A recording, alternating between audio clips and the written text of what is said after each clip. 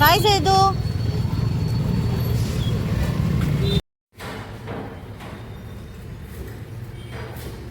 சூப்பராக இருக்குது, பார்க்கவே டெலிஷியஸாக இருக்குது. பாருங்க, நல்லா நம்ம மிக்ஸ் பண்ணிவிட்டு சாப்பிட்லாம்.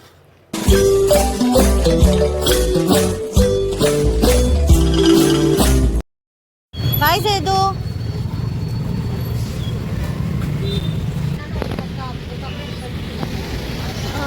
खाई बेका खाई.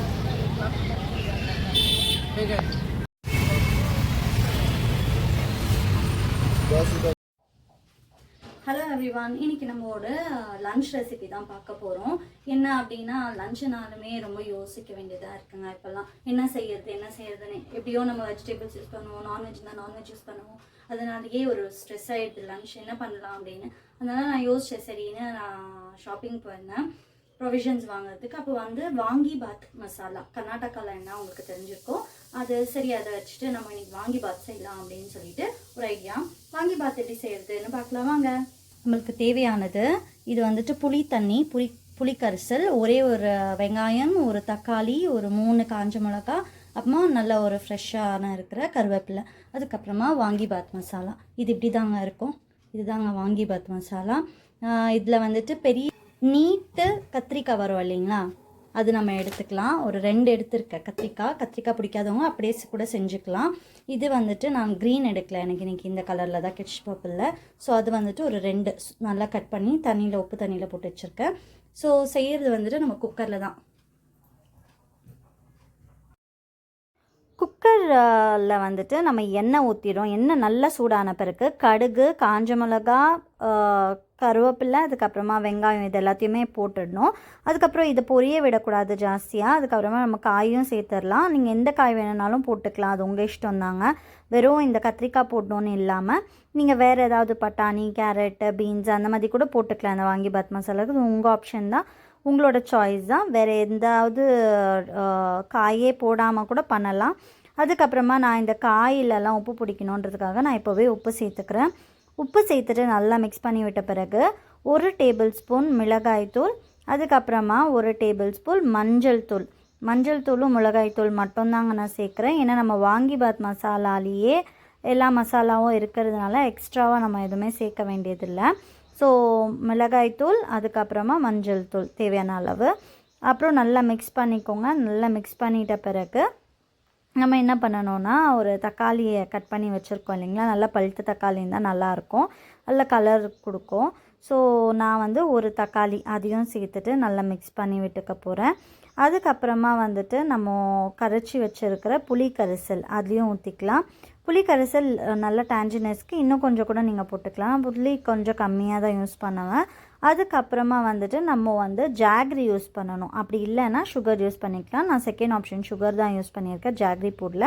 அதுக்கப்புறமா இப்போது நாங்கள் வந்துட்டு 3 பேர் இருக்கோம். மத்தியானமும் நைட்டும் சேர்ந்து நம்ம வாங்கி பாத் சாப்பிட்றதுனால 6 பேருக்குன்னு வச்சுக்கோங்களேன். அந்த கணக்கில் வந்துட்டு நான் இப்போது ஒரு 3லேருந்து 4 ஸ்பூன் வாங்கி பாத் மசாலா போடுறேன். ஒரு 4 போட்டுக்கோங்களேன், ரொம்ப நல்லாயிருக்கும். இன்னும் நல்லா ஃப்ரேக்ரண்ட் இருக்கும், அதில் நல்லா சூப்பராக இருக்கும் டேஸ்ட்டு.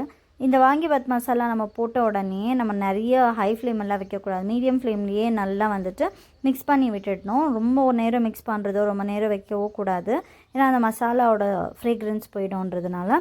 டேஸ்ட் பண்ணி பார்த்துக்கோங்க. உப்பு, அதுக்கப்புறமா காரம் ஏதாவது கம்மியாக இருந்துச்சு அப்படின்னா நீங்கள் இந்த டைமில் நீங்கள் சேர்த்துக்கலாம். அதுக்கப்புறமா வந்துட்டு நம்ம தண்ணி அளந்து ஊற்றிக்கலாம். நான் இப்போ 1.25 கிளாஸ் அரிசிக்கு 2.25 கிளாஸ் தண்ணி தான் வைக்க போகிறேன். இல்லைனா நீங்கள் 2.5 கூட வச்சுக்கலாம், ஏன்னா கொஞ்சம் உதிரியாக வேணும். அதுக்கப்புறமா காரம்க்கு நான் ஒரு 2 பச்சை மிளகாவை சும்மா அப்படியே கிண்டிட்டு அதில் போட்டுக்கிறேன். நல்லா இப்போது வந்துட்டு தண்ணி நல்லா கொதிச்சிட்ட பிறகு நம்ம அரிசியை போட்டுக்கலாம். கழுவின அரிசியை நீங்கள் வந்து ஜீரக சம்பா இல்லை பாஸ்மதி அது கூட யூஸ் பண்ணலாம். நான் நார்மல் ரைஸ் தான் போடுறேன். எந்த ரைஸ் வேணுனாலும் இதில் பண்ணலாங்க, இன்னும் ரொம்ப சூப்பராக இருக்கும். அண்ட் லாஸ்ட்டில் என்ன பண்ணலாம் அப்படின்னாக்கா, நம்ம கொத்தமல்லி தழை கூட தூவிக்கலாம். இல்லைனா அப்படியே வேணுனாலும் நீங்கள் மூடி போட்டுக்கோங்க. இந்த புதினா அதெல்லாமே போட வேண்டியது இல்லை. நம்ம இப்போது ஒரு மூடியை போட்டுட்டு ஒரு 2 விசில் போட்டுட்டு ஆஃப் பண்ணிடலாங்க. மீன் வாங்க வந்திருக்கோங்க தம்பி கடைக்கு. ஸோ நம்ம தம்பி கடையில் பிளாக் பாம்ஃப்ரெட் நல்லா இருக்குது அப்படின்னாங்க. அதுக்கப்புறம் நம்ம ஃபேவரெட்டு சங்கரா வாங்கிட்டு போகலாம் அப்படின்னு சொல்லிட்டு பொடியே இல்லைன்னா இப்போ வந்து ஃபிஷ் இது ரெண்டு எடுக்கணும் நல்லா இது ரெண்டு எடுக்கணும். இது காரப்பொடி மாதிரி டேஸ்ட் நல்லா இருக்கும். காரப்பொடி மாதிரி பையானி சொல்லுவாங்க பேர், ஒரே மூணு தான் நல்லா இருக்கும். அது ரெண்டு இது ரெண்டு போட்டு நல்லா இருக்கு, நல்லா சொல்கிறாங்க, ட்ரை பண்ணுங்க. அப்போ நானே கரெக்டாக யோசனை பண்ணி சொல்லுவாங்க உங்களுக்கு நல்லா இருக்கும்.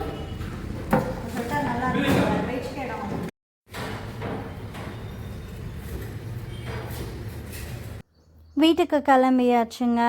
நம்ம வந்துட்டு போகும்போது நல்ல கிளைமேட்டாக இருந்துச்சு, நல்ல ப்ரீஸியாக இருந்துச்சு. சரி ஜைதுவை பிக் பண்ண போனோம் இப்போ ஸ்கூலுக்கு போயிட்டு.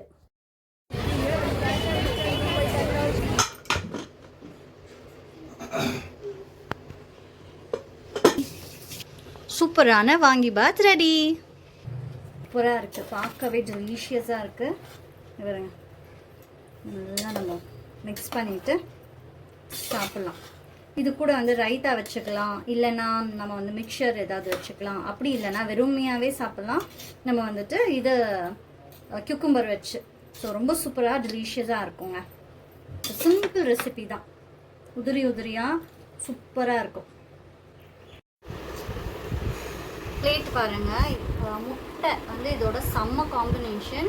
சாப்பாடு பாருங்கள் நல்லா நிறைய சூப்பராக இருக்குது. ஸோ சுட சுட சாப்பாடு, முட்டை பொரிச்சு, அதுக்கப்புறமா கியூக்கும்பர் கூட சாப்பிடும்போது சும்மா யம்மியாக இருக்கும்.